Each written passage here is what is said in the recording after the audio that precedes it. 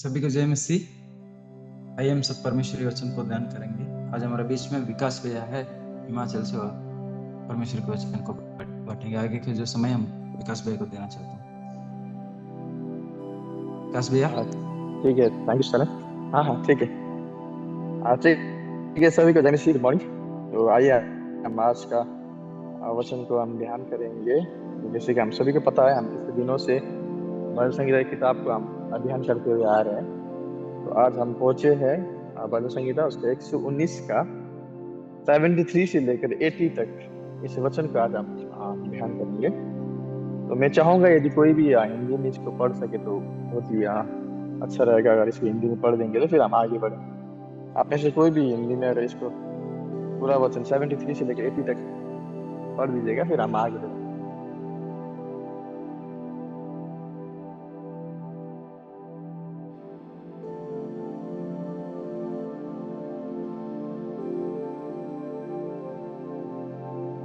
ठीक है, तो फिर मैं इसको पढ़ लेता हूँ। इस प्रकार लिखा गया है। तेरे हाथों से मैं बनाया और रचा गया हूँ। मुझे समझ दे कि मैं तेरी आज्ञाओं को सीखूं।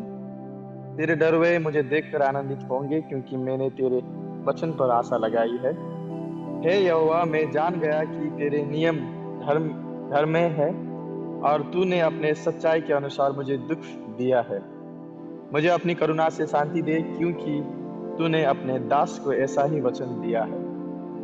तेरी दया मुझ पर हो, तब मैं जीवित रहूंगा, क्योंकि मैं तेरी व्यवस्था से सुखी हूँ। अभिमानियों की आशा टूटे, क्योंकि उन्होंने मुझे झूठ के द्वारा गिरा दिया है, परंतु मैं तेरे उपदेशों पर ध्यान करूंगा। जो तेरा भय मानते हैं वो मेरी ओर फिरे, तब वे तेरी चेतावनियों को समझ लेंगे। मेरा मन तेरी विधियों के मानने में सिद्ध हो, ऐसा ना हो कि मुझे लज्जित होना पड़े। तो यहाँ पर हम देखते हैं वचनकार बहुत ही सुंदर और बहुत ही अच्छी बात को लिखता है। तो यहाँ बहुत सारी चीजें हमें इस वचन में सीखने के लिए मिलता है, लेकिन मैं इस वचन से 3 बातों को मैं आज आप लोगों के बीच में बताना और शेयर करना चाहूंगा। तो 73 और 74 और 75 वचन को मैं बताना चाहूंगा कि यहाँ पर हम देखते हैं कुछ बातों को यहाँ पर हमें समझने के लिए मिल जाता है। तो पहली बात है, हम देखेंगे कि 73 में ऐसा लिखा गया है कि तेरे हाथों से मैं बनाया और रचा गया हूँ। जैसे कि हम सभी को पता है, हम सभी जानते हैं कि परमेश्वर ने हमें बनाया है और उन्होंने हमें रचा गया है। और यहाँ पर भजनकार भी ऐसा ही लिखता है कि तेरे हाथों से मैं बनाया गया हूँ और रचा भी गया हूँ। लेकिन हम विश्वास में आने से पहले, हम प्रभु में आने से पहले, या फिर अभी जो हिंदू लोग हैं जो प्रभु को बिल्कुल भी नहीं जानते, उन सभी के अधिकतर मनुष्य के अ, विचार में ऐसे सोच है कि वो लोग सोचते हैं कि इंसान जो है एक माता पिता के द्वारा उत्पन्न हुआ है, या फिर इंसान जो है मनुष्य के द्वारा बनाया गया है ना। जैसे अभी हम देखते हैं नया नया कपल को, अगर अभी अभी के समय में जनरेशन में हम देखते हैं, तो वो लोग क्या करते हैं, अपने में प्लान बना लेते हैं। बोलते हैं कि हम बच्चे का जो प्लानिंग है वो 2 साल बाद करेंगे, अभी हम अपने करियर में फोकस करेंगे। तो उनको ये लगता है कि हम जो है हम बच्चे को बनाएंगे, मतलब इट मीन्स हम लोग बच्चे को क्या करेंगे जब चाहे हम बना सकते हैं, वो हमारा ऊपर है। बोले कि ऐसे इंसान का सोच और इंसान का एक विचार है। और हम भी कभी कभी सोचते थे ऐसे, और अभी भी हम देखते हैं बहुत सारे लोग क्या करते हैं, अपने माता पिता को भगवान मानते हैं। वो लोग सोचते हैं कि माता पिता के द्वारा ही हम लोग बनाया गया है, हम लोग रचा गया है, उनके थ्रू ही हम लोग इस दुनिया में आए हैं। तो वो हमारे लिए एक खुदा के समान है या भगवान के समान है, जो आप लोग देखे भी होंगे ना, अभी के समय में दिखते भी है। और जब हम पहले प्रभु में नहीं थे तब भी हमारे साथ भी ऐसा हुआ था। तो इट मीन्स हमें अगर देखना है, इंसान का सोच से अगर हमें देखना है, तो हमें ऐसा लगता है कि इंसान ही इंसान को बनाता है, मतलब इंसान ही एक बच्चा को पैदा करता है। लेकिन जब हम बाइबल को पढ़ते हैं, अब देखते हैं ये गलत है। कि मनुष्य को बनाने वाला परमेश्वर है, जो कि अभी हम भजन संगीता 139 में भी जब पढ़ेंगे, इसी भजन संगीता में, वहां पर भी बहुत बढ़िया से लिखा गया 13 वचन 14-15 में, कि बहुत ही भयानक और अद्भुत रीति से परमेश्वर ने माता के गर्भ में एक बच्चा को रचता है, जिसका छोटे छोटे हड्डियों को जोड़ता है, कैसे कैसे आंख मुंह को वो बनाता है। तो हमें वचन में पढ़ने के लिए यहाँ पर मिल जाता है। तो हमें लगता है, हम अभी भी प्रभु में आने के बाद कभी कभी हमें ऐसा सोच हमारा आ जाता है कि हम ही है जो मनुष्य को बनाने वाला, मनुष्य को रचने वाला। इंसान के थ्रू ही दुनिया में बच्चे पैदा होते, बल्कि हमें ऐसा लगता है, लेकिन एक्चुअल में ऐसा नहीं है। क्योंकि हम सभी जानते हैं मनुष्य केवल एक जरिया है। जैसे कि हम सभी जानते हैं माता पिता एक जरिया है, एक पुरुष और स्त्री एक थ्रू है, वो जरिया के द्वारा इंसान आता, लेकिन उसके पीछे इंसान को रचने वाला, माता के गर्भ में बनाने वाला, वो सभी कार्य परमेश्वर का है। जो ये वचन और ये वचनकार हमें यहाँ पर बताता है कि वो ये समझ गया था कि मैं परमेश्वर के हाथों से बनाया गया हूँ, इसीलिए यहाँ पर ये खुद बोलता है कि तेरे हाथों से मैं बनाया और रचा गया हूँ। तो हमें भी समझना है कि आज हम लोग इस दुनिया में आए हैं, हम लोग मौजूद है, इट मीन्स हम हमारे माता पिता के द्वारा, उनकी वजह से हम इस दुनिया में नहीं, हम है परमेश्वर की वजह से, क्योंकि उन्होंने हमें रचा है, उन्होंने हमें बनाया गया। तो ये पहली बात हमें देखने के लिए मिलता है। फिर इसी में हम और देखेंगे तो यहाँ पर वचनकार और भी कहता है कि मुझे समझ दे कि मैं तेरी आज्ञाओं को सीखूं। तो इससे हमें ये समझ में आता है कि हमें परमेश्वर की आज्ञा को सीखने के लिए समझ होना बहुत जरूरी है। बहुत सारे समय हम देखते हैं ना, आज हम परमेश्वर के वचन को सीख पा रहे, क्यों? क्योंकि हमारे अंदर परमेश्वर ने वो समझ दी, तभी हम परमेश्वर के वचनों को, आज्ञा को हम समझ पाते या फिर सीख पाते। लेकिन ये चीज अब और लोग देखे, अन्य जाति को देखे, वो लोग नहीं सीख पाते या नहीं समझ पाते, वो लोग सीखने की इच्छा ही नहीं। उनको आप जाके प्रभु के बारे में बता भी देंगे ना, वो लोग सीखेंगे ही नहीं। क्यों? क्योंकि उनके अंदर परमेश्वर ने समझ नहीं दिया है। लेकिन हमारे अंदर परमेश्वर ने समझ दिया है, इसीलिए हम परमेश्वर के वचन को आज सीख पा रहे हैं, समझ पा रहे हैं। तो ये वचन हमें ये समझाता भी, सिखाता है। दूसरे जो लाइन कि मुझे समझ दे कि मैं तेरी आज्ञा को सीखूं, इट मीन्स हमें परमेश्वर के आज्ञा को, वचन को अगर सीखना है तो हमारे अंदर समझ होना बहुत जरूरी है, जो कि वो केवल परमेश्वर ही दे सकता है। हम अपने ही दिमाग से हम परमेश्वर के वचनों को सीख नहीं सकते।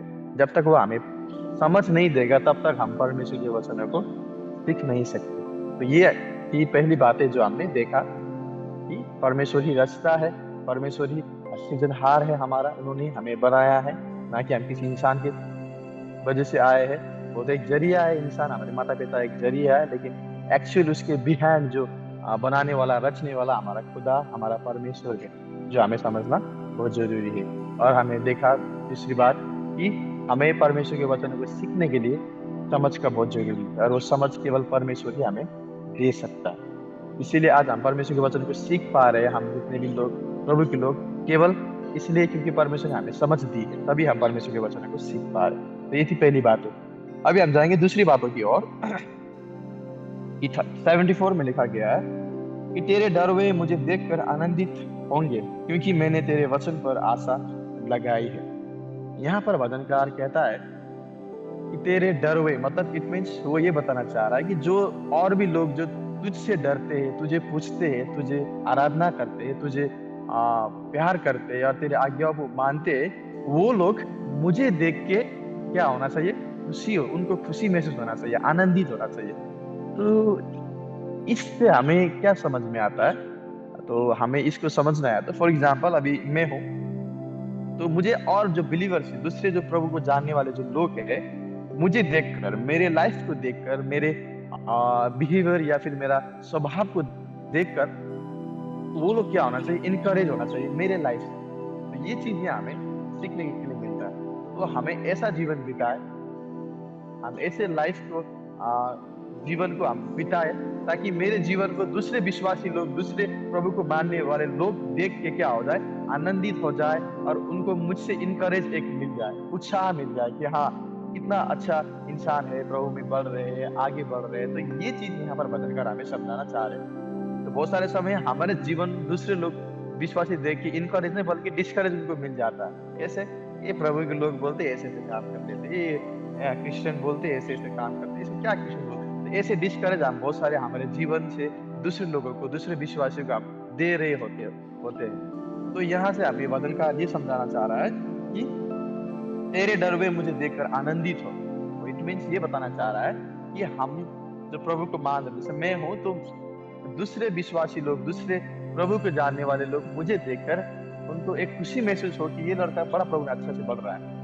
मेरा अच्छे गुणों को देखकर, मैं प्रभु में जो बढ़ रहा हूँ, जो लगन से बढ़ रहा हूँ, उसको देख के उनके अंदर एक इनकरेज फील होना चाहिए, एक खुशी उनको होना चाहिए, ना कि मुझे देख के दुखी हो, ये तो प्रभु को जानने वाला लड़का है, ये ऐसा करता है, क्या इसको प्रभु में कैसे आए बोल के। और अभी के समय होता है ना, हम देखते हैं बहुत सारी जगहों में, आप लोग कंप्लेंट सुने होंगे, आप प्रभु को जानते फिर भी ऐसा कर रहे हैं, प्रभु को मानते फिर भी ऐसे जीवन बिता रहे। तो ऐसे डिस्करेज अभी हम दे रहे हैं। तो हमें सोचना है, इस वचन से हमें ये सीखना है कि क्या हम हमारे जीवन से दूसरे बिलीवर्स को इनकरेज कर रहे हैं या फिर डिस्करेज कर रहे हैं हमारे लाइफ से।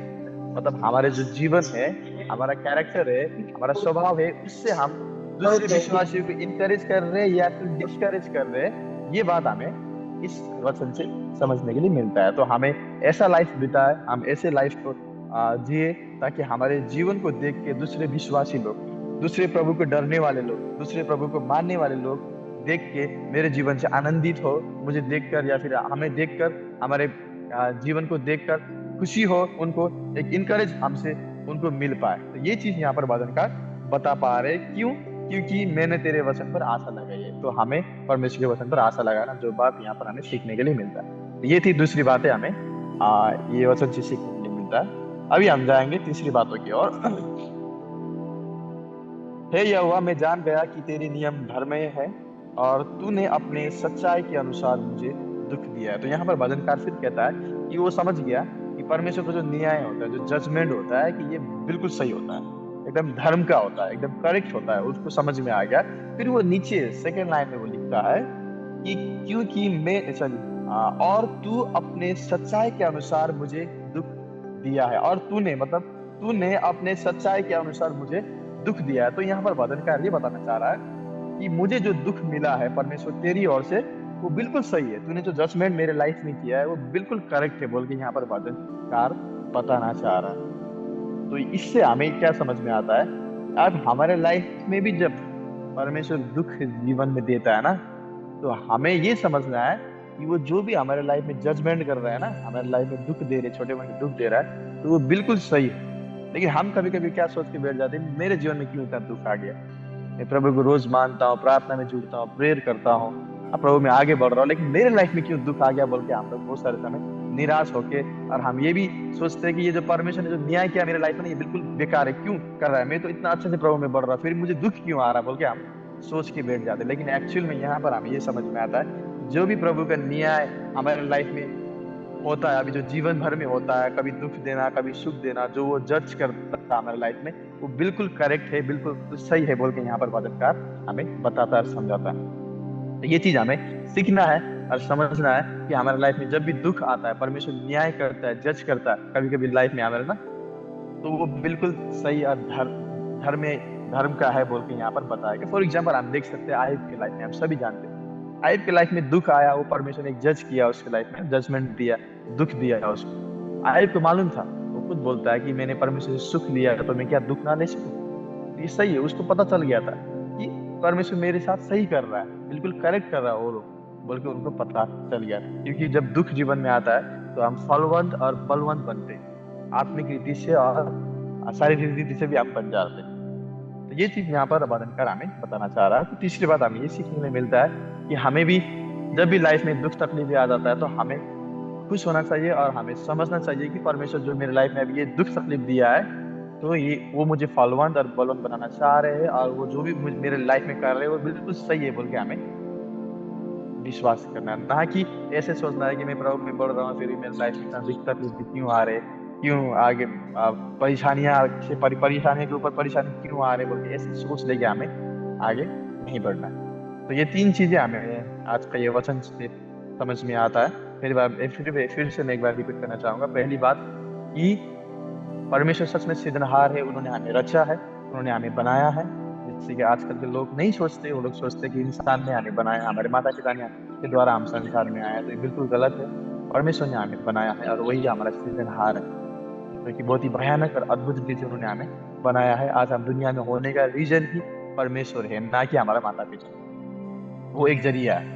और दूसरी बात हमने देखा कि परमेश्वर के वचनों को सीखने के लिए हमारे अंदर समझ होना बहुत जरूरी है।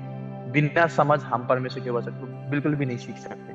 जैसे कि आज अन्य लोग हम देख सकते हैं, वो लोग परमेश्वर के वचन को सीख ही नहीं पा रहे, उनको हम जाके बता भी देंगे फिर भी वो लोग नहीं सीख पाते। क्यों?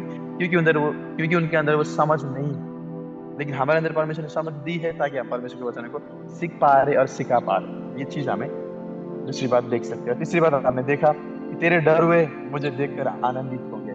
मतलब मेरे जीवन को देख के दूसरे विश्वासी लोग जो प्रभु से डरते हैं, प्रभु को मानते हैं, वो लोग आनंदित होना चाहिए मेरे जीवन को देखकर।